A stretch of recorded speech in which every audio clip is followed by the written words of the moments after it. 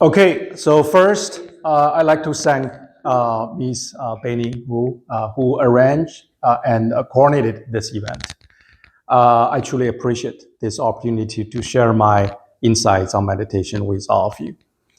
And second, of course, I will thank each of you for taking the time to be here and listen to me. Your presence means a lot to me. And I'm so happy to see some familiar faces and some new ones. I promise I'll try my best to make the next couple hours the most valuable time you ever spend. Okay.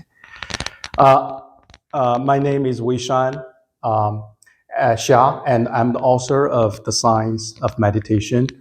The book is available on Amazon. However, the entire content is available online for free reading and listening. And also you can find the book in local libraries, including Cedar Mill Library, Bethany Library, Beaverton City Library, and many others. Vishan, just one. Yes. Is it okay if I stand and walk? Because I've been sitting for a long time. Of course. We just have 3 people, so yeah. These are the covers of my book, and it also has a Chinese version. So these are the covers for the Chinese book. These are the links for free text and videos in English, and these are the links for free text and videos in Chinese. I also listed 2 links for something called progressive muscle relaxation in both English and Chinese. As for what progressive muscle relaxation is and how it's related to meditation, I'll talk about soon. If you want these links, you can send me email at wishan.xia@gmail.com. And I will reply you with all these links. I have some questions for you. Who have been meditating? Who has experience with meditation? Yes. A little. Okay. So can I ask you a couple more questions? How long have you been meditating, either in years or hours? I think I started in about 2010. Okay. And so 15 years. 15 years. And I meditate half an hour every day. Very good. What are your thoughts on meditation? What do you think meditation is? Well, for me, it has, it's almost like therapy, for me. Mm-hmm. It's like it's something I feel I need to do to just ground myself on a daily basis, just sort of center myself with respect to my thoughts. So I would say it's almost addictive, actually, I see. In a sense. Good. So what benefits? I think you already talked about it already, right? Can you give us a little more? What other benefits have you noticed from practicing meditation? I mean, if I ask myself, have I become a more relaxed person, a calmer person over these 15 years that I've practiced meditation? I think I would be hard pressed to say yes. I think I still continue to be a very sort of have an inherent restlessness. And I don't think that has necessarily decreased over these 15 years. But again, like I said, on a daily basis, I feel like it does center me. It helps me basically achieve balance. Center, you mean get you focused on something. Is that right? Well, focus, I would say focus in a sense, I've always been able to focus on things really well. Okay. By balance, I mean, we all sort of find ourselves going from, positive to negative thoughts and boomeranging between them. I see. I think meditation helps me stay away from either extreme. Okay. Good. Very good. So may I ask you some questions? How long have you been meditating? I think you raised your hand. I've never really had a consistent practice. It just kind of comes and goes. I see. I did take the Vipassana course maybe 3 years ago. I see. The attending, I'm going Good. again in Yeah. September. Yeah, and I keep Okay. trying to sign up for the old student 3-day class, Yeah. and then I'm like, oh, I'm too busy. Yeah, So, I've been there too. yeah. Yeah. Okay. So what your thoughts on meditation? What is it? To What you. is it? To you. I think it seems like a tool, a practice that helps you in the rest of your life to like Okay. be less reactive Okay. and to notice more what's happening inside, Okay. both like sensations and thoughts. I think Okay. somebody trying to come. Okay. So I guess that's also the benefit you got from meditation, right? Yeah. Okay. Any other benefits you have noticed? I mean, I think that in the Vipassana course, I was like, I did feel like, hi Sue. Hi. I felt like I got physically stronger from sitting, which is not what I expected. But Okay. yeah, just like the practice of actually Good. sitting. Good. Who has never tried meditation? I think you said you just started, right? Yeah, I just started. Yeah, how about you? I have done it a few times. I see. So you are a beginner as well? I'm a very beginner. I have see. a short attention span, so I have a hard time just. I see. Like I like to move a lot. So may I ask you a couple more questions? Yes. What interests you about learning meditation? I think it would be good for me to Okay. learn the skill of slowing down. I I see. think it's good for my health. Okay. How do you currently perceive meditation? What is it based on your limited experience? Well, I think I used to think something different, and it's shifted a little bit. I used to think it was sitting still and being quiet. Okay. And I think it's changed just a little bit. Good. So my perception, I guess, is now that it can be different things, and I'm not sure I see. entirely what it is. I see. You will be more clear at the end of this seminar, I hope. Okay, what do you hope? You already said, I think you said you want to get some quietness or some similar. I would like to learn the skill of being quiet and Okay. calming my own body, but also I think it's good for mental and physical health. I see. So I think that's what I'm hoping for. Okay. How about Beining? How do you currently perceive meditation? What do you think it is? I know you already attended a couple of seminars. I learned just like this is like always sitting there, right? Sit still. And before I attend your workshop, teach us how to do meditation. Usually, right after my yoga practice, Okay. I feel like that's so easy for me to, either lie down there still or sit that here still. And I really feel like it's benefited me a lot to calm down and think nothing and just meditate for 2 to 3 minutes. That just recharge my energy. So that's Good. how I experienced the meditation right after my yoga class. Good, very good. All the answers are good because there's no right or wrong answer. But I hope you will have more insights into those questions by the end of today's seminar. Okay, here's another question for you to consider before we really get started. How do human beings acquire knowledge in general? Well, in my view, in my opinion, people acquire knowledge through two primary ways, either through experience or through logical thinking. And when I say experience, I mean sensory experience. I'll give you a couple examples and you will know exactly what I'm talking about. For example, we recognize different colors when we were babies, right? Through our eyes, which is a form of visual experience. On the other hand, we understand, mathematical equations in school through logical thinking. And these two methods often complement each other, but they cannot fully replace one another.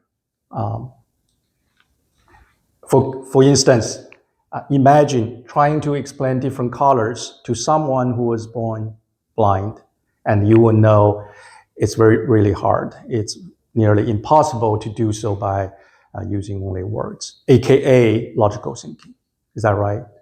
However, blind people can learn math by reading or listening to books, just like sighted people. That is because math relies heavily on logical reasoning rather than sensory experience. And by the way, when I say reading books, it doesn't have to be using your eyes, because blind people can use their fingers to read special books designed for them. Okay. Okay. Well, you might be wondering why we are discussing this in a meditation seminar. Well, the answer is really simple, because in meditation is indeed a unique kind of experience. It's not something that can be understood or learned through logical thinking. Okay? In other words, if you have never tried meditation before, it will be very hard to truly grasp its essence by just reading books, including mine. That's not to say that none of the meditation books are good. At least my book is really good. I say, however, explaining meditation through word is just like describing colors to someone who was born blind. So it is really hard. It is incredibly challenging. So why do it the hard way when there is an easier path? And that easier path is just do it. Just meditate, right? So before we delve into this series of meditation, let's take a moment to experience firsthand. Okay, we'll meditate for just 1 minute. It will give you a sense of what it really feels like, especially for those people who just started, right, or who never tried. But how do we meditate? You may ask, right? Especially for beginners. In fact, meditation is really simple. First, find any comfortable position. You can sit in a chair just like what you are doing right now, or you can lay down. You can stand like what I'm doing right now, or Kamud is doing right now. By the way, Kamud just traveled from the coast, seaside, right, all the way to here. So that's why she is standing. Okay, or you can even lay down on the bed if you're at home. Okay. You can choose what feels best for your eyes. You can keep them open, closed, half open, half closed, doesn't matter. It's entirely up to you. Remember, the most important thing is to keep your body still throughout meditation. And to help this stillness, you can, if you're sitting or standing, you better keep your spine straight. You can hold your hands like this. Or if you're sitting, you can put your hands on your legs, on your knees. All is okay. You can even cross your legs if you're sitting. But none of these are strictly necessary. They are just tools to help you maintain stillness. So try them at home. If one doesn't work, try another one. Do you have a question? Yeah. Yeah, can you explain why is it so important to keep your body still? Yes. Or why is it the most We'll important? talk about it in the next maybe 5 slides. Okay. So just wait. Remember, ultimately, keeping your body still is the only essential requirement for meditation. And we'll talk about soon, okay, why. Now, let's meditate for 1 minute by focusing on staying completely still. Okay. I will start a 1 minute timer. It's just 1 minute, so.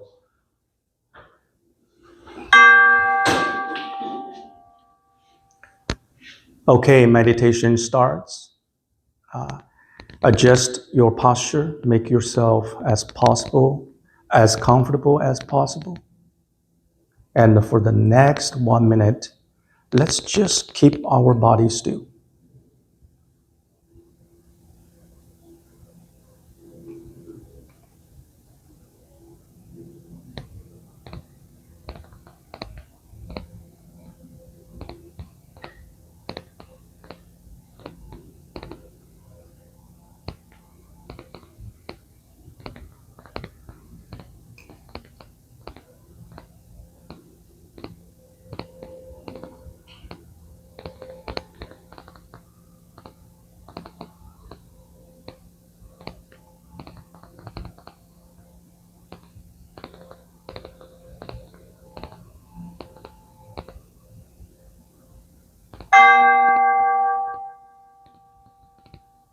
Okay, time is up. That's not too weird. The table. I can still see. I just my back is a bother me, so this is actually better. Stay here, and not against the fan. I can do this. Yeah. Over me over under. Yeah. I don't know. I'll probably. So how did you feel during the last minute of meditation? Too fast. Too fast? Okay. If you didn't feel anything during meditation, it's completely normal. And that is because for beginners, meditation often involves a learning curve, a very long learning curve. As for how long the curve might be, I discuss it in my book, chapter 6 of my book, titled 1,000 Hours.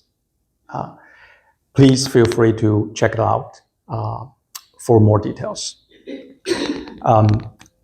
I already brought some books, so since we only have 4 people, everyone will have one at the end. So you don't have to take notes. Okay. And also, I'll send the slides to you guys, to you gals, if you want, so you don't have to take notes. Okay. Now, if you did notice something unusual during last minute of meditation, such as sleepiness, yawning, itching here and there, or any other unusual sensations, they are all positive signs. And why is that? Because they indicate you are entering an unusual state, which is meditation state. What other state it could be? It's just meditation state. Okay. So what is meditation? Or what is the goal, the ultimate goal of meditation? Does anyone have any thoughts or guesses? When I say meditation here, I mean from a biological perspective. What is it? Anybody? Well, here is my answer. Okay, it might be a little bit surprised, but this is my answer. Most people only have 2 states in their daily lives, or maybe their entire lives, right? Either awake or asleep. However, there is a 3rd state, or maybe more, okay, that exists between the 2, which is to keep the mind awake while letting the body fall asleep. And that exactly what meditation achieves. It's also the biological nature of meditation. In other words, meditation is sleep. It is awake sleep. It is sleeping with consciousness. With this in mind, it won't be hard to understand that all those strange or fascinating sensations that arise during meditation are simply the result of changes in the body as it falls asleep. Although these physical changes in your body happen every night after you fall asleep. However, you rarely notice them because you lose consciousness during sleep. That's why you missed out those fascinating moments. Okay. However, how can we keep the mind awake while allowing the body to fall asleep, you may ask?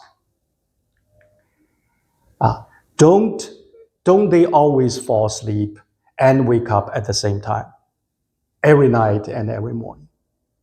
The answer is yes, in most cases. It is true that under normal situations, both your mind and body fall asleep and wake up at the same time. However, in some special cases, they can be out of sync, means one is awake, the other one is still asleep. Can you think of any examples? When I say example, I mean when the mind and body are out of sync. One is asleep, the other one is awake, or vice versa. Any thoughts? Any guesses? Would you count like when people are like in school, I'm thinking of kids in school, and their mind drifts off to like they're not listening to anything that's happening, and they're just Daydreaming, like that. It's like they've just gone into this like quiet space. Yeah. They're not hearing anything that's happening. Very good, very good. I'll give you a couple examples and you will know your answer. One example is a condition called sleep paralysis. It happens when the body stays in a sleep state after the mind wakes up. In some cultures, it also referred to as the ghost pushes you down.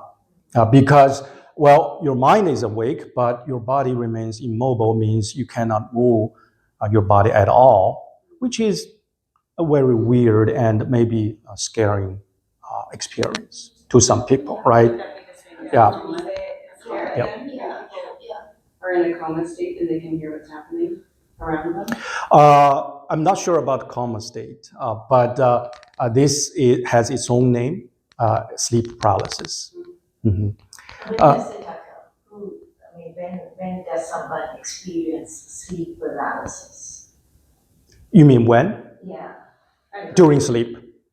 I know, but when you say people experience this, what do you mean? You know people who've experienced this? A lot of people. A lot of people. Yeah. Some people even told me that they experienced that. Yeah.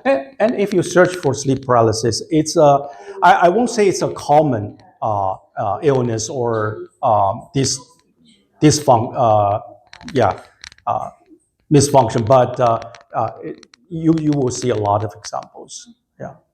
For me, it happens when I fall asleep in like a weird position. Like I fell asleep on a bus once in college, going to like a backpacking trip, and I fell asleep on the shoulder of the person next to me who I did not know. And I was aware that I was like asleep on her shoulder and I could not move. I see. Like, very good example. That's sleep paralysis. Yeah. So are you scared at that time? Okay. Yeah. So see, yeah, that's a real example. That's a real example. Yeah. Wow. Noon time. Also, it's not a regular sleeping position. I see. And I know I'm awake, but I want to move. I cannot. It's really scary. But I know there's a Chinese phrase. I don't know the term of paralysis, but there's a Chinese phrase. The ghost push you down. We have that phrase in Chinese. So at that moment, I realized, oh my gosh, that happened to me. Some ghost push me down, and maybe after several seconds. Okay. I struggle and I try to move, and after several seconds. Good. Very good. Yeah. Thank you. Can you think of other examples when mind and body are out of sync? Sleepwalking? Yeah. Very good. Very good. Another example is sleepwalking, which is opposite to sleep paralysis. Right? It happens when the body is awake, but the mind is still asleep. Yeah. If all those different states, different combinations of mind-body state already confuse you, don't worry. I'll show them all in one graph, and I'm pretty sure it will be more clear to you. As you can see, I already drew a two-dimensional coordinate system on a two-dimensional space. And let's use the x-axis to represent the body state with the arrow pointing from asleep to awake. Similarly, let's use the y-axis to represent the mind state, also with the arrow pointing from asleep to awake. Now, we divide the two-dimensional space into 4 areas, right? And we call them quadrant 1, quadrant 2, quadrant 3, and quadrant 4. I hope this reminds you something you learned a long time ago in high school math class. Let's take a look at quadrant 1 first, which is the top right area, right? It is when both the mind and body are awake. So what state is that?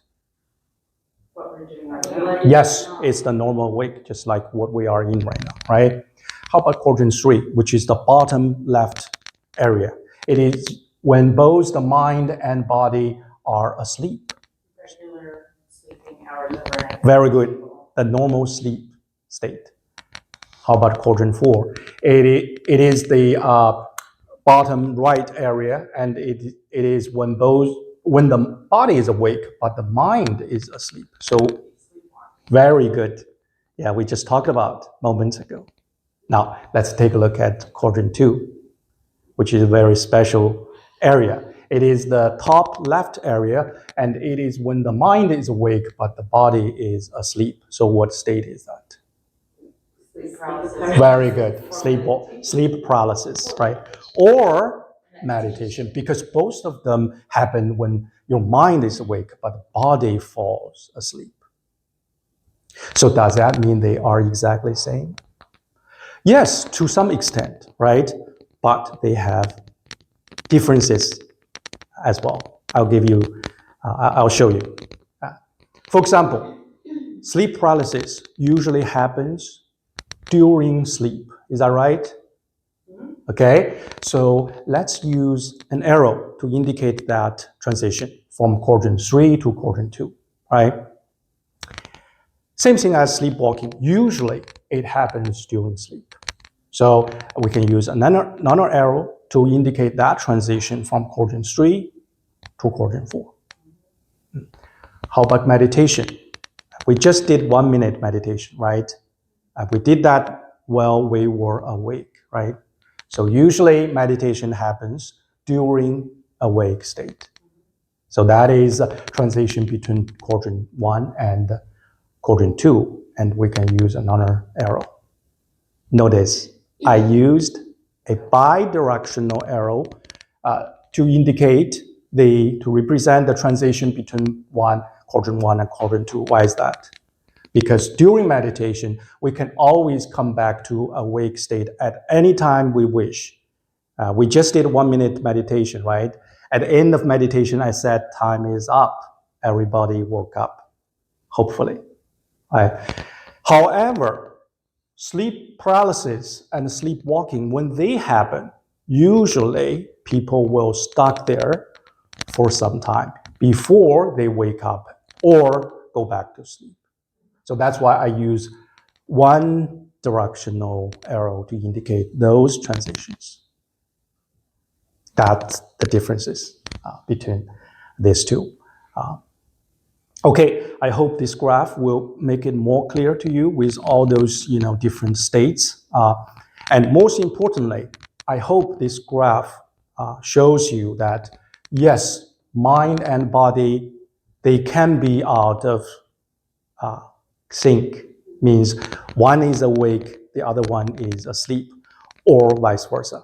No matter it is intentionally or unintentional, right? Good. So next question is, how can we get into meditation state? In another word, how can we allow the body to fall asleep while keeping the mind is awake? In fact, we already reviewed the answer during our first meditation practice moments ago. And that answer is very simple, just to keep your body still. So the real question is, how does that work? Why keeping the body still will eventually let the body fall asleep? That's your question, right? We'll talk about in the next couple of slides. If you ever... Yes? How do you know the body is asleep and not just still? I mean, how do you know? I'll show you. Don't worry. Just wait maybe a couple minutes. We'll talk about it soon. You will know. If you ever, so let me answer her question first. Okay, if you ever used a smartwatch to monitor your sleep, the answer will be easier to understand. You know that smartwatches, if you ever use smartwatch to monitor your sleep, you will know smartwatches can almost exactly detect when you fall asleep last night and when you wake up this morning, right? How can they do that? Anybody? Aren't they just measuring the stillness of the body? Yes, Also, very good. your heartbeat goes down when you're. Right, very good. The answer lies in the motion sensors equipped with those smartwatches. And those sensors track movements. In this case, wrist movement, if you wear your smartwatch on your wrist. If no movement is detected for a certain period of time, for example, 5 minutes, you're still, or 10 minutes, you're still, the smartwatch knows you are asleep. And they can even estimate when you fall asleep. It's just 5 minutes ago or 10 minutes ago, right? Because if you're not asleep in a sleep state, you cannot keep your body or wrist still. For example, you see, when I'm talking, I always move my wrist or body. And you think you're listening to me, you're keeping still. No. If you pay attention to your body movement, you always drink water, right? Or look at your, look at the time, whatever. You cannot keep for very long, 5 minutes or 10 minutes. No, not at all. And believe it or not, in a similar way, your body has its own motion sensors. And when you meditate, you keep your body still, right? As long as you practice long enough, you will eventually trick your body to fall asleep. When no muscle movement is detected by those motion sensors in your body. I'm still though have a question. Yeah. How are you defining falling asleep for the body? How does that differ from the body just being still?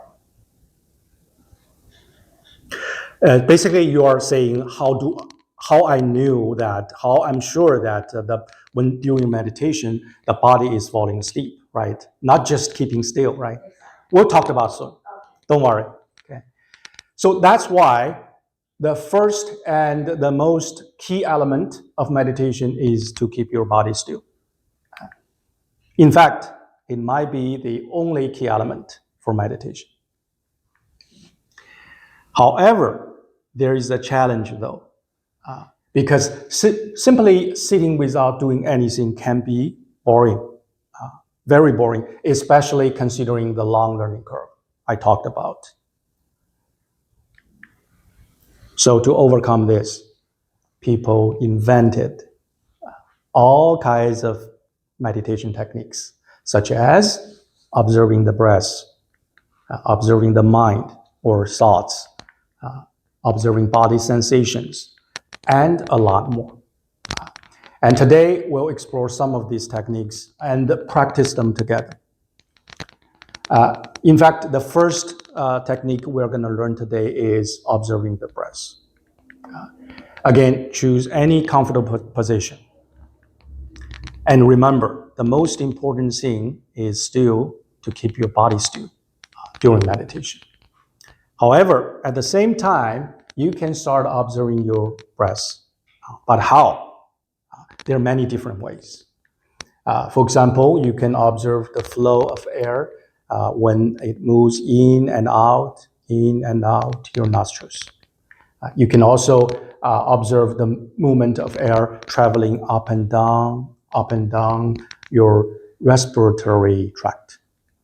Or you can observe the rise and fall of your abdomen with each breath. Feel free to choose any of those options to focus on during meditation. However, while observing your breath, try not to control it. In other words, observe your breath as a bystander. And that means you should watch the breath as if it's somebody else breathing, without trying to influence it. Now, let's meditate for 1 minute by observing your breath.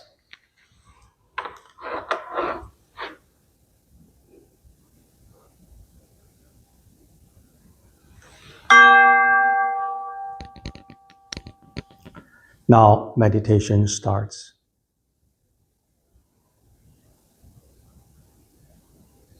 In the next 1 minute, let's focus on your nose.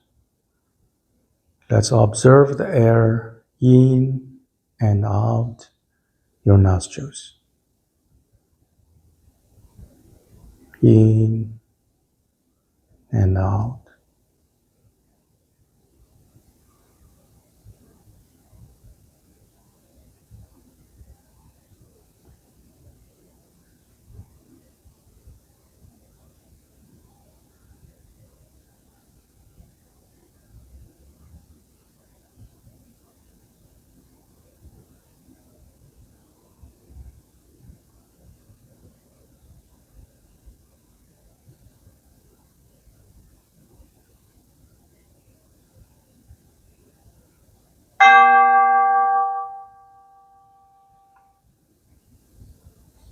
Okay, time is up.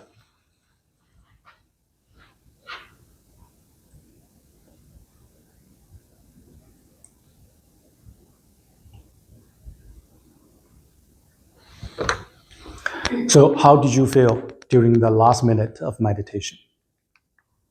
If you didn't feel anything, it's completely normal. I already said there's a long learning curve for beginners. And for more on the length of this learning curve, please refer to chapter 6 of my book. If during the last minute of meditation, you did find it difficult to observe your breath without trying to control it, it's also normal. When that happens, if that happens, simply stop trying to control your breath and return to observing it as a bystander. In other words, observe the breath as if somebody else is breathing. And if it's somebody else is breathing, of course, you have no way to control it. The only thing you can do is observe. Okay, as I mentioned earlier, maintaining stillness is the first key element of meditation. I can even assert that it is the only key element of meditation. Furthermore, through some simple logical reasoning, I can even make a bolder guess. That is, any human activities that is achieved by maintaining stillness in the body is essentially meditation. Can you think of any examples of human activities achieved by maintaining stillness besides sitting still? Okay, and if yes, chances are they are meditation as well. Any thought? Any? Yeah. This is something that I'm starting to like, sort of grasp is like when I was paddleboarding yesterday and I thought I just sat and listened to the birds quietly. Very good. Or like sitting on a hill and watching the clouds go by. Very good. Okay. Very good. Any other examples, other thoughts? When you're reading, Yes. Yes. Yeah. I'll give you some examples. A common example is something called Zhan Zhuang in Chinese. And Zhan means standing. Zhuang means post. So Zhan Zhuang means standing like a post. Some people will also raise their hands like this, imagining holding a big balloon or something like that. They are standing there for half hour, for 1 hour, or even more. And that is standing meditation. Okay? Any other examples? Other examples include all kinds of something called static exercises in Qigong, including Tu Na and Xing Qi. Both of them means breath adjustment. Although they may superficially appear to be very different. Some standing, some sitting, some laying down, with different internal focusing points as well. However, they all essentially achieve the same thing, which is meditation, by maintaining stillness in the body. I think sometimes when I go do acupuncture, I feel like, because I will fall asleep sometimes. Yes. Yeah, you have to be Yes. still. How about teeth cleaning? Yeah. How about teeth cleaning? Yeah, same thing. Yeah, because you cannot move. You're still, Yeah. you're like, Very good. Very good examples. Okay. However, although most meditation methods are achieved by keeping the body still, there are nevertheless some very special methods that achieve meditation through bodily movement. And I'll give you one example. And that is, in addition to sitting meditation, some Buddhist practitioners, they sometimes choose an outdoor open space, focus their mind without any distractions, and walk back and forth in a straight line with slow steps. And they call that walking meditation. So those, what are those labyrinths? Is that? That could be, that should work. But usually they walk in a straight line. Yeah. In fact, the slowness of the pace is not necessary because some experienced practitioners can achieve the same effect with faster speed. For example, even joggling. That is to say, slowness is not the key to walking meditation, but maintaining a constant speed and moving in a straight line are the keys. So what is the connection between moving at a constant speed in a straight line and keeping still? They achieve the same effect. There must be some connection between them underneath, right? Anybody? Is it that your mind lets go? Like when you're moving at a constant speed in a straight line, you don't have to focus on where you're turning or where you're going. Your mind lets go. Good. And here's my answer. And the answer is very simple. The acceleration of stillness is zero. Is that right? But the acceleration of moving at a constant speed in a straight line is also zero. By the way, this moving at a constant speed in a straight line is also called uniform linear motion, right, in physics.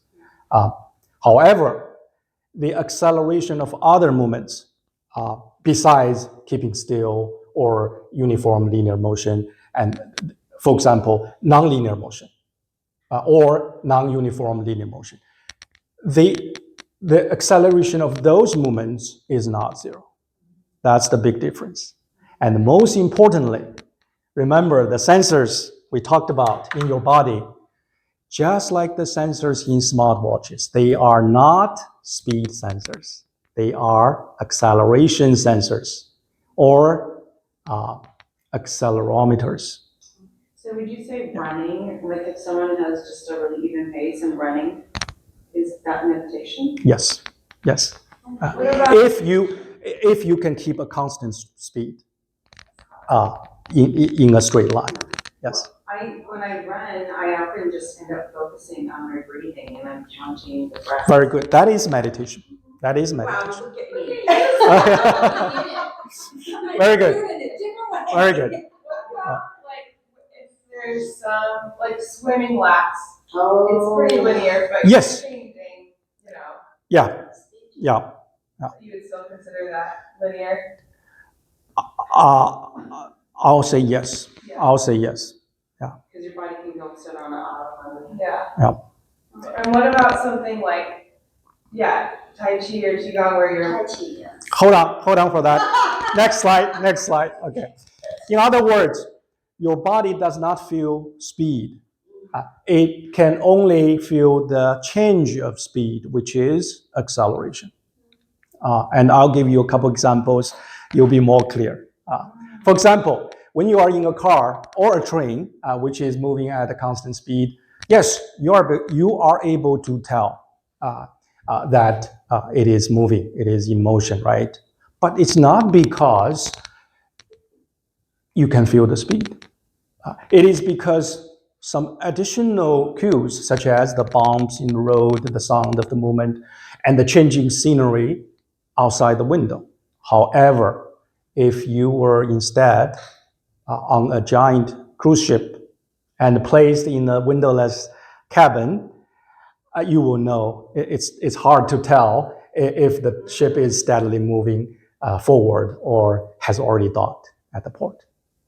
All right? Very good. And that is why stillness and uniform linear motion are same for those sensors in your body, because those sensors are accelerometers. And the acceleration are 0 for stillness, keeping stillness, and uniform linear motion. And this explains why uniform linear motion, like walking meditation, and stillness, like sitting meditation, have the same effect.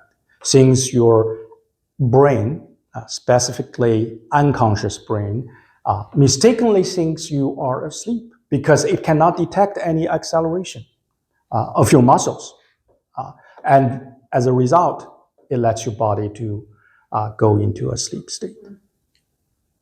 Does that make sense so far? It does. Mm-hmm. And if that's a little bit surprise, there's more to come. Because you will soon discover the sensors in your body are not as sensitive as you might have thought. Going back to the example of the giant cruise ship, if you were in a windowless cabin, it would be still difficult to tell whether the ship was accelerating away or from the shore or slowing down to dock. Because in both cases, the change in speed of giant cruise ship is extremely gradual. What does that mean? That means as long as you keep the acceleration of your body movements within a small range, even nonlinear or non-uniform linear movements may cause your conscious brain to mistakenly assume you are asleep because it cannot detect sufficient acceleration, because it's not that sensitive. And as a result, it puts your body into sleep state. A question? So that's the Tai Chi, that's what I'm Yes. Very good, very good. So how can you keep the acceleration of your body movements within the small range? You already know the answer, right? How? keep it constant. Yes, no, just slow down your movement, right? Because why?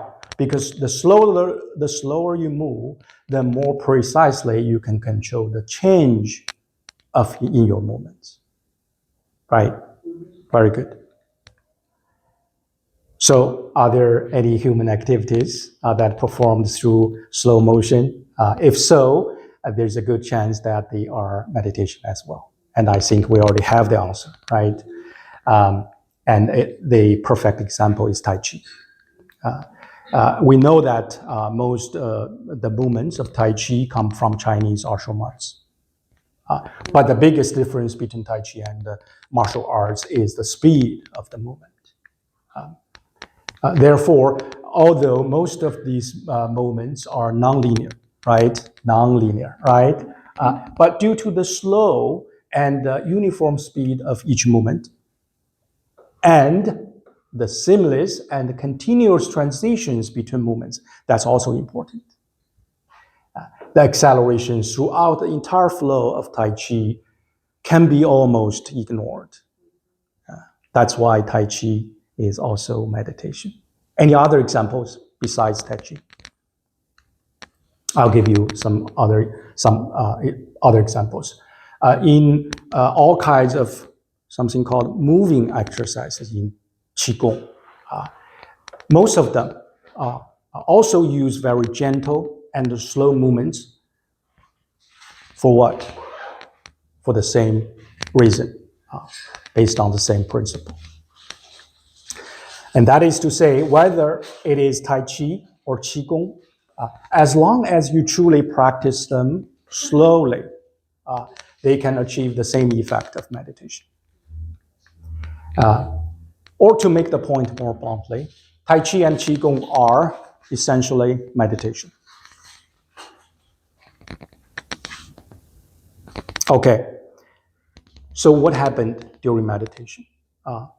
as I mentioned already, okay, understanding that meditation is sleep makes it easier to recognize that the strange or fantastical sensations you may experience during meditation are simply the result of changes occurring in your body as it transitions into a sleep-like state.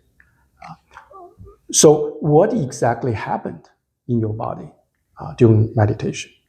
And I think this may answer your question earlier. Why I said meditation is to keep your mind awake while allowing your body to sleep. The answer is simple. Since meditation is sleep, the same physiological processes that occur during normal sleep also take place during meditation. So this leads to the question, what happens in your body during normal sleep? And that answer is simple because we have sleep science and they already did a lot of research, right? A lot of things happens according to sleep science. For instance, during normal sleep, your body activates a protective mechanism that paralyzes the skeletal muscles, preventing movements in the limbs. But why? Why your body activates such a strange mechanism during sleep? Anybody? Any thoughts, any guesses? It doesn't need to use them. True, that is true. But I don't think that's the real reason. A reasonable explanation is that it prevents you from harming yourself or others who sleep next to you while you are dreaming in the sleep. Who knows what you might be dreaming about during sleep? You might be running, jumping, fighting, or whatever. And it could be dangerous if your body were able to move in response to those dreams. Isn't that right? Yeah. And that is why in dreams, you often feel weak and struggle to run fast. When being chased by animals or enemies, is that correct? Because you cannot really move your limbs due to this protective mechanism. Oh my gosh. It's like I'm ready to blood something. And this An interesting related question, or maybe a converse, is why do we dream? Why we are dreaming, you are saying? That's out of scope of my book, but that's a good question. I don't know the answer, but I will think about that.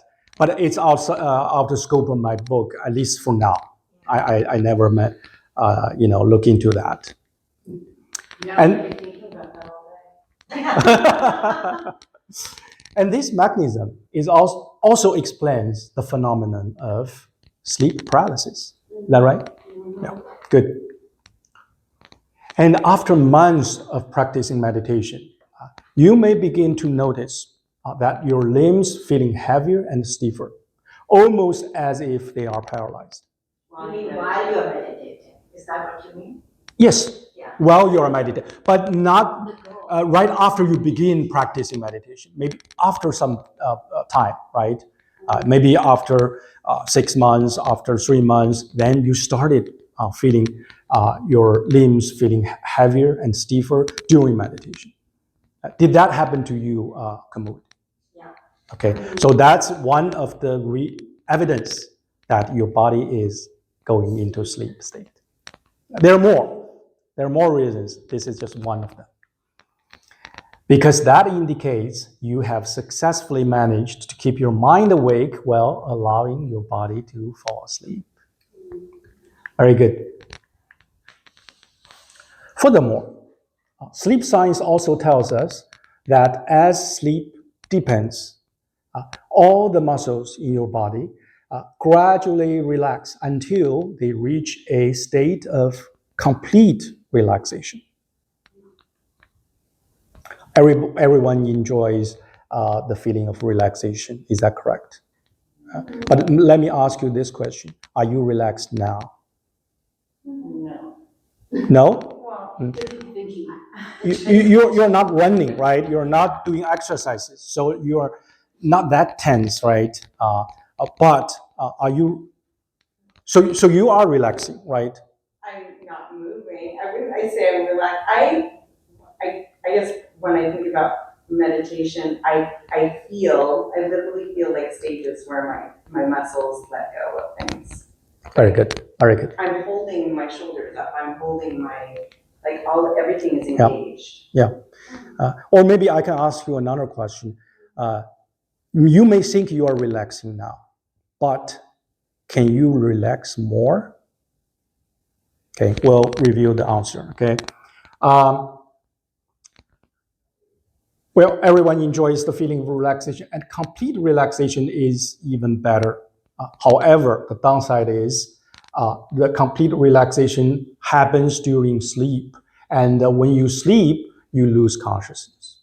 So yes, your muscles relax during sleep, but you cannot feel it.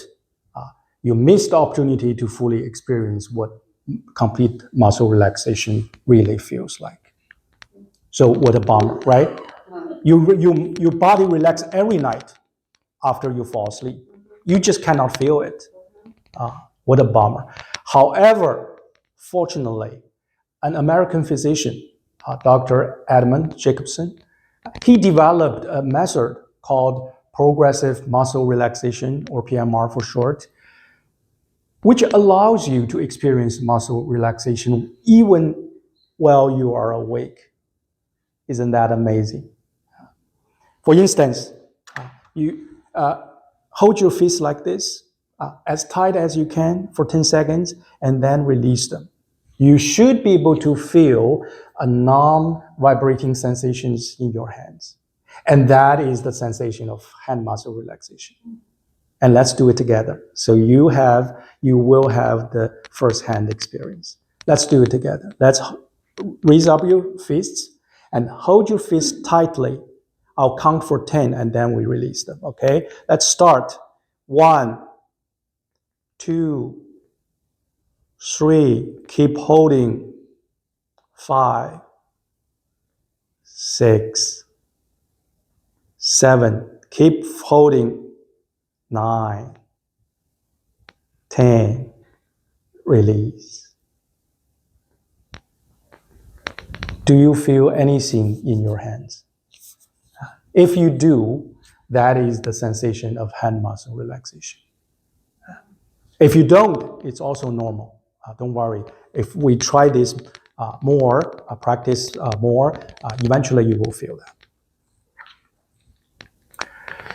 In fact, Dr. Jacobson developed a series of muscle tensing and releasing exercises that allow people to experience muscle relaxation in every part in their body, not just the hands.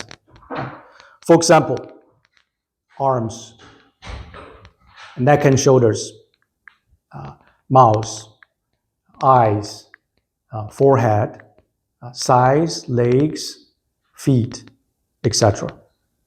We'll do a couple more, so you will have a more first-hand experience. Let's do neck and shoulders. If you ever attended a yoga class, you might already have done so. Just raise your shoulders up to touch your ears. Try to touch your ears, okay? And stay there for 10 seconds. Let's start. 1, 2, 3. Keep holding there. 5, 6, 7. Keep holding. 9, 10. Release.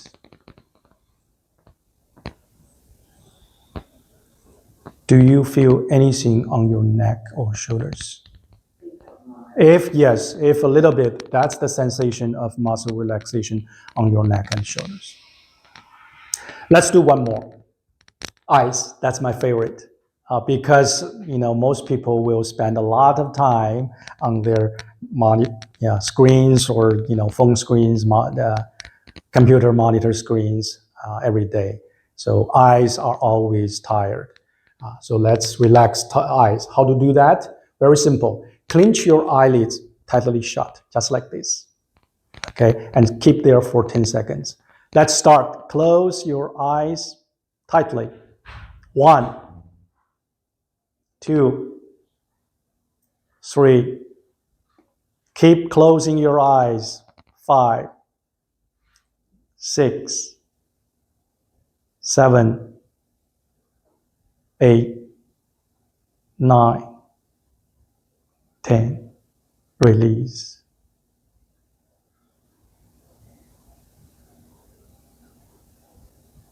Do you feel anything around your eyes? If yes, that's the muscle relaxation, the sensation of muscle relaxation around your eyes.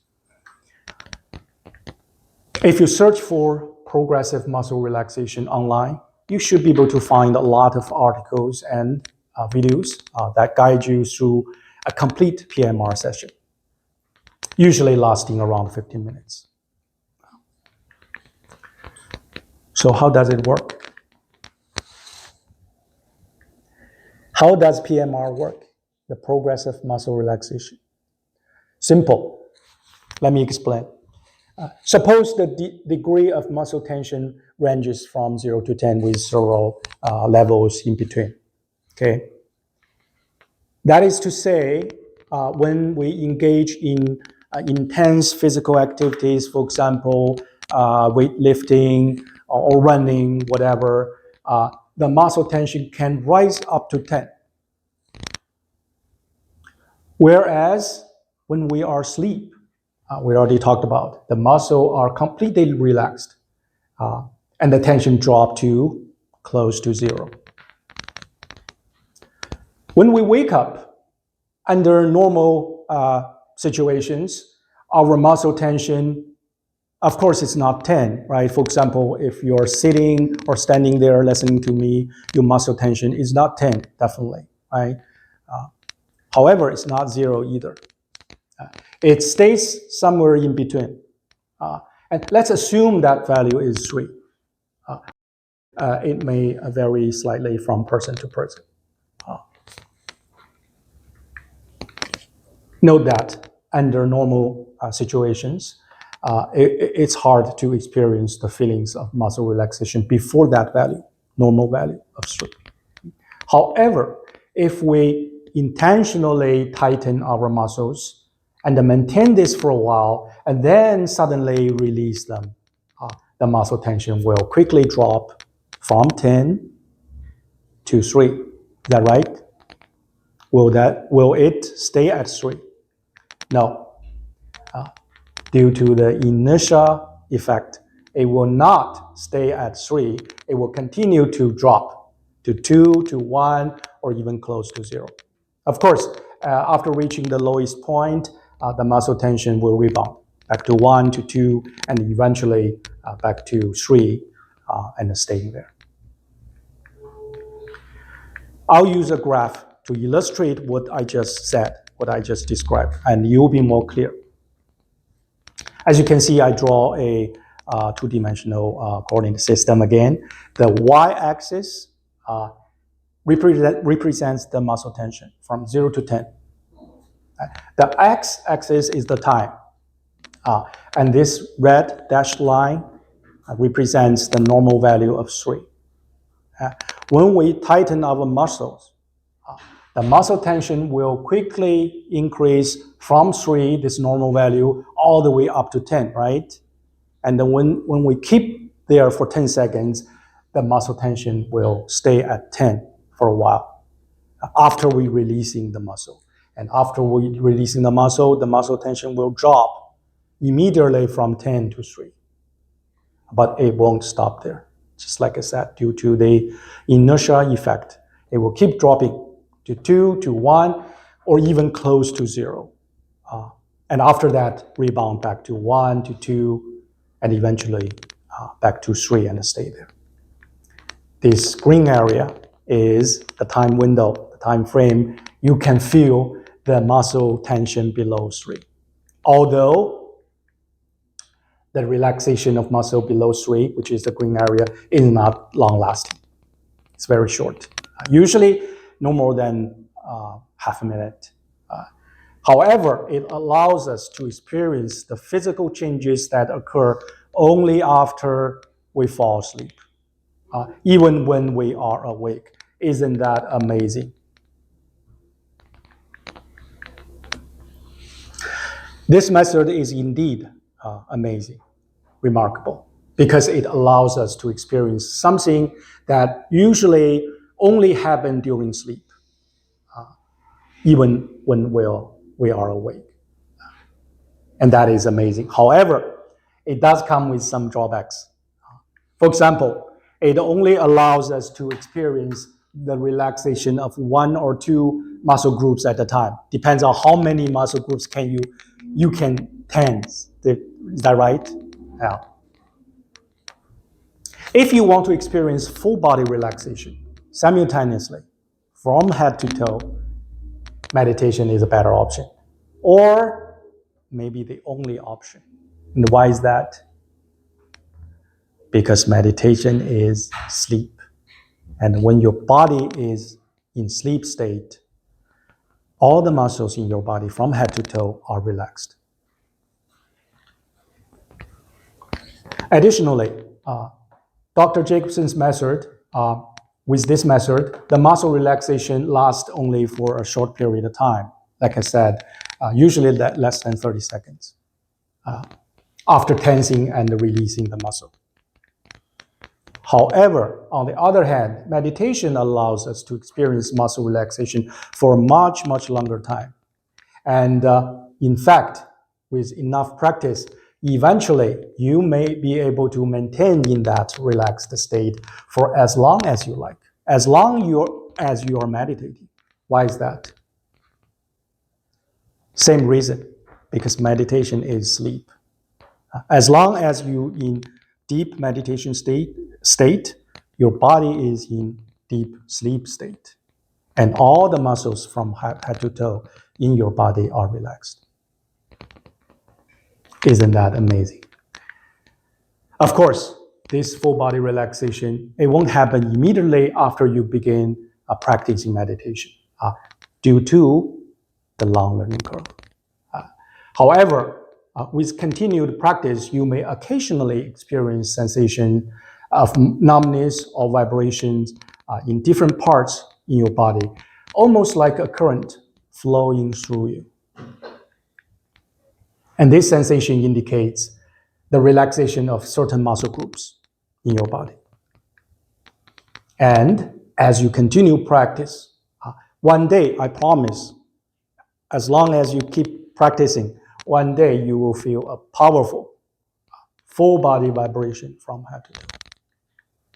And that indicates you achieved complete relaxation with all the muscles in your body fully relaxed. That is also the first goal of meditation practice, which is full body relaxation. Pay attention to this. This is the first goal. There are many other goals, but don't worry about the other goals. The first goal is going to take you a long time to get there.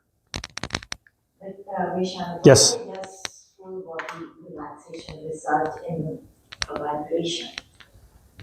Say that again. Why does the full body relaxation result in a vibration? Very good question. That's why we did progressive muscle relaxation. We only did 3 exercises: the hand, the neck and shoulder, and the eyes, right? And I ask you guys, after we tensing, releasing the muscles, do you feel anything? Do you feel some numbness or vibration? And what is that? That is the sensation. It doesn't mean your hand is shaking or vibrating, right? It's just the sensation of muscle relaxation. I think that's answer your question, right? When we meditate, all the muscles in our body are relaxed. That's why you feel a very powerful sensation of vibration, numbness, and that is the. Even in the PMR, why do we feel the vibration? Very good question. I don't know. I don't know the answer. That may be a good question for some physicians or maybe a neuroscience scientist, I think. But based on that, muscle tensing, releasing sensation, we know that meditation is just to let your body fall asleep because you have the same sensation, same feeling. Does that make sense? Good. You're saying you're extrapolating from the PMR experience to Yes. the meditation experience. Yes. Yes. Good question. But again, it's outside of the scope of my book. Okay, so let's learn the second technique, meditation technique, which is observing the mind. Again, find a comfortable position, any comfortable position. And remember, the most important thing is still to keep your body still during meditation. However, at the same time, you can start observing your mind or thoughts. But don't try to force your mind to be empty. Just let the thoughts come and go freely. If your mind drifts away with any thoughts during meditation, don't worry. Just gently bring it back when you notice. In other words, observe your thoughts as if you are a bystander. Now, let's meditate for another minute by observing your mind.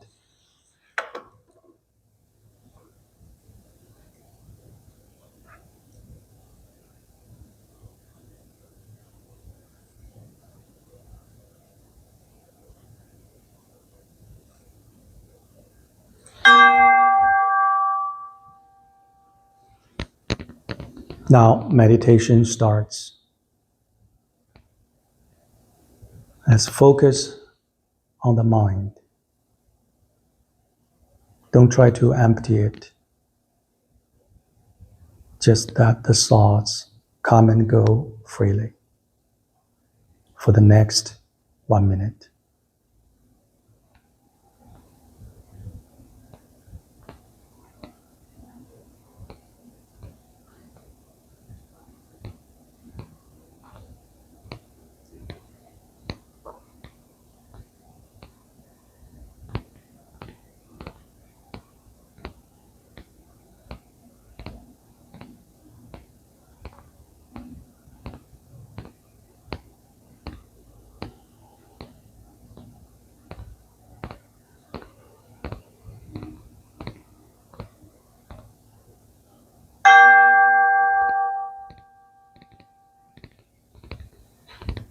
Okay, time is up.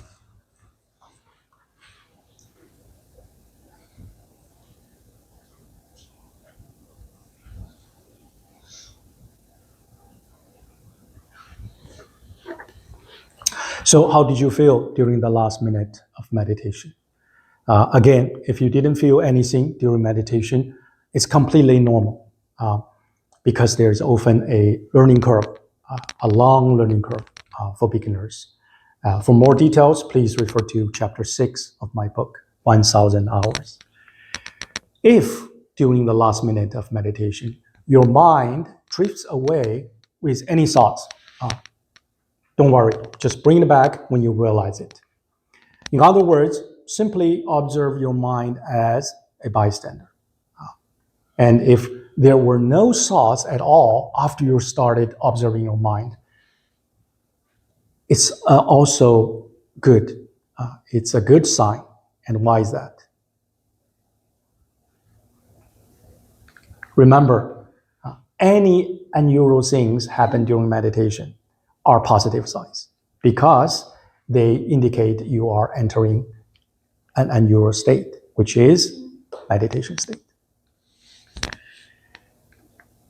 Okay, now let's move on to the last part of today's lecture, the benefits of meditation. We know that some fantastical sensations can arise during meditation, and people like them, and I don't blame them. But are they the only benefits we gain from meditation? The answer is no. Not to mention some unwanted feelings may also surface during meditation.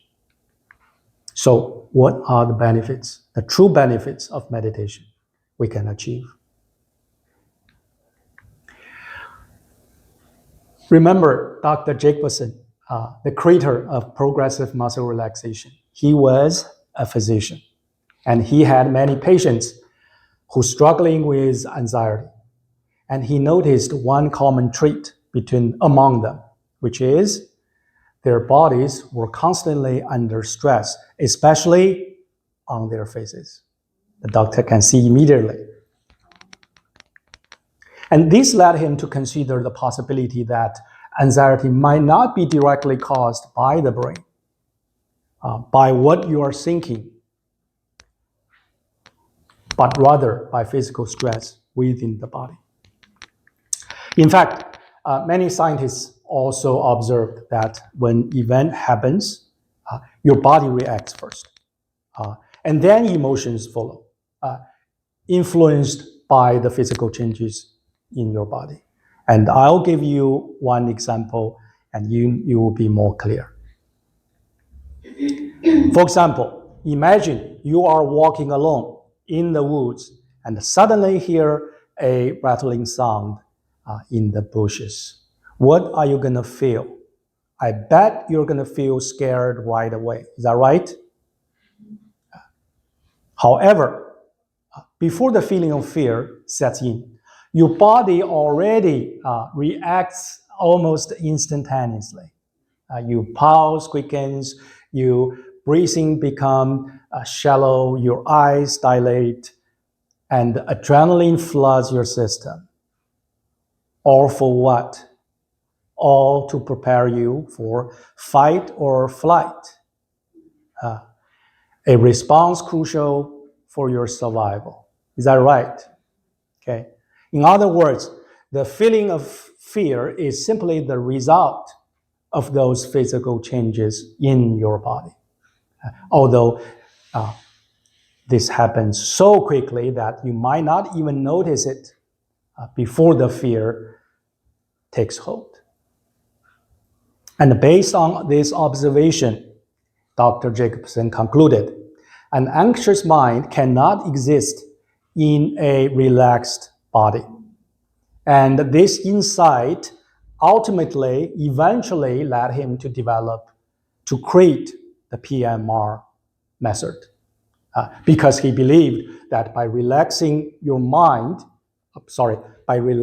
body, he could also relax your mind. In summary, with the sensation of muscle relaxation, the sensation of muscle relaxation is good, is feeling good, is beneficial, but the greater impact lies in the mind following the body's lead, achieving a state of calm, and temporarily freeing itself from all kinds of anxieties, big and small.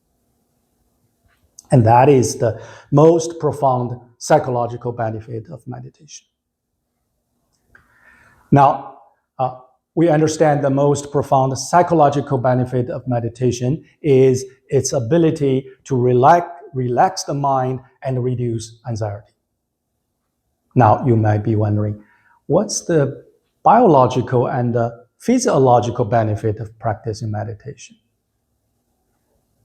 The answer is really simple and straightforward. Since meditation is sleep, the greatest biological and the physiological benefit of meditation is the extension of your sleep time. Isn't that simple enough? Now, you might be wondering, how much does the length of sleep truly impact us? Well, the answer is quite eye-opening. For example, according to sleep science, research shows that a sleep-deprived person's learning ability is 40% lower than that of a well-rested person. And why is that? Simple, because our brain first stores incoming information in the hippocampus, which are two small parts in your brain, as short-term memory. and then transfer it to the cortex, which is a bigger part in your brain, for long-term storage. However, this transfer process doesn't happen immediately because it only happens during sleep. As a result, if your brain doesn't have enough sleep time to complete this transfer and clear the hippocampus, not only could important information be lost, but the hippocampus might also become unable to process new information because it's already full. In addition to improving learning ability, adequate sleep also strengthens our cardiovascular system.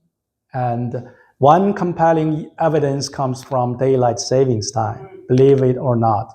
For example, on the first day after the time change, hospital admissions for heart disease increased by 24%, likely due to just 1 hour of sleep. And on the other hand, the hospital admission for heart disease decreased by 21% on the first day after daylight savings time, and presumably because of the actual hour of sleep. More interestingly, similar patterns are also observed in traffic accident rates and even suicide rates when time change occur. Isn't that unbelievable?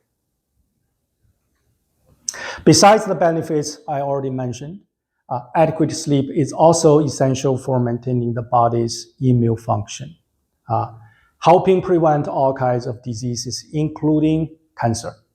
That is because our immune system operates all the time, but it operates at its peak during sleep.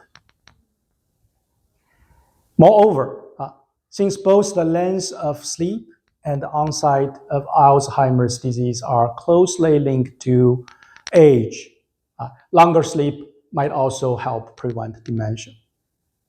Today, there are many ways to promote longer sleep, with the most common being sleeping pills and melatonin, which is available at Costco.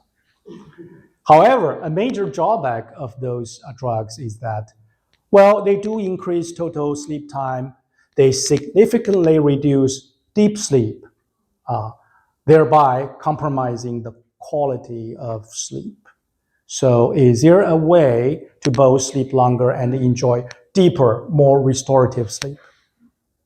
The answer is yes, meditation, because meditation is indeed the most natural way of sleeping, allowing us to sleep longer and deeper at the same time. Okay, as we approach the end of today's lecture, it's clear that there are many more fascinating topics related to meditation, such as the connection between meditation and Eastern wisdom. I talked about in chapter 8 of my book. The interplay between meditation and Eastern arts. For example, Seido means tea ceremony. If you ever attended tea ceremony in Japan or in China, or even watched YouTube videos of those tea ceremonies, you might be wondering why they are making tea that way, why they are drinking tea that way. All seems in slow motion. Do they have anything to do with meditation? And I talked about in chapter 14 of my book. The relationship between meditation and the philosophy, the connection between meditation and the religion, the link between meditation and happiness, especially unconditional happiness, which means happiness without any particular reason. And I talked about in chapter 60, and much more. All of these topics are both intriguing and valuable, but due to time constraints, we must stop for now. If you are interested in exploring these subjects further, I encourage you to check out my book, The Science of Meditation. I'd like to emphasize one more again. The full content is available online for free reading and listening. You can also find the book at local libraries, even Kathleen Gable Library. I donated one. I'm not sure if it's there right now, but I donated one a long time ago. Yeah. And Justin did that. Justin brought the book to the library at Calvin. Justin is my son. Okay, so before we go to the Q&A session, I'd like to have an announcement. I will host another meditation workshop at Cedar Mill Library on December 6th this year. It's 1 to 4 p.m. in the afternoon. I will guide you through a systematic exploration of core principles and practical techniques of meditation based on my book, The Science of Meditation. It's a 3-hour workshop, much longer than this one. It's especially designed for beginners as well as those who are interested in gaining a deeper science-based understanding of meditation. And in the workshop, I'll teach meditation, posture, progressive muscle relaxation. We already did 3 exercises, but I will do more, a complete PMR session in the workshop. I'll teach observing the breath. We already tried focusing on the nostrils, right? In the workshop, I will teach more, focusing on the respiratory tract or the abdomen, etc. I'll teach observing the thoughts, observing the sensations, body scan, something like that. I will also teach doing nothing meditation, which is effortless meditation. If you are interested, please register the workshop on the library website. The link is listed here. This is the end of today's lecture. Let's go into the Q&A session. I know you already asked some questions, but if you still have more questions, please let me know. Anybody? Any questions? So Vishan, this is not a question and you probably already know this, but I don't know where and how they know this, but Gautam Buddha, who did a lot of, was a practice in meditation, he is well known for having slept only 2 to 3 hours a night. Yes. And you know, Because of the and now we know why, right? Because meditation is sleeping. Yeah. If he meditated for, let's say, 6 hours during daytime, of course, he could sleep only 2 hours at night, and still he has enough, or maybe more than enough sleep time. Good question. Any other questions? And during the Vipassana, the 10-day class, we encourage you to practice for an hour in the morning and an hour in the evening. Yes. And I remember at one point, S.N. Goenka said, if you think you don't have the time to do it, let me tell you, you do not need to sleep as long if you do this. Yes, correct. So you can sacrifice some sleep time by doing this. Substitute. Yes, substitute. Yes. Very good. Yep. This was wonderful, thank you. Yeah. Yeah. You're welcome. It's my pleasure.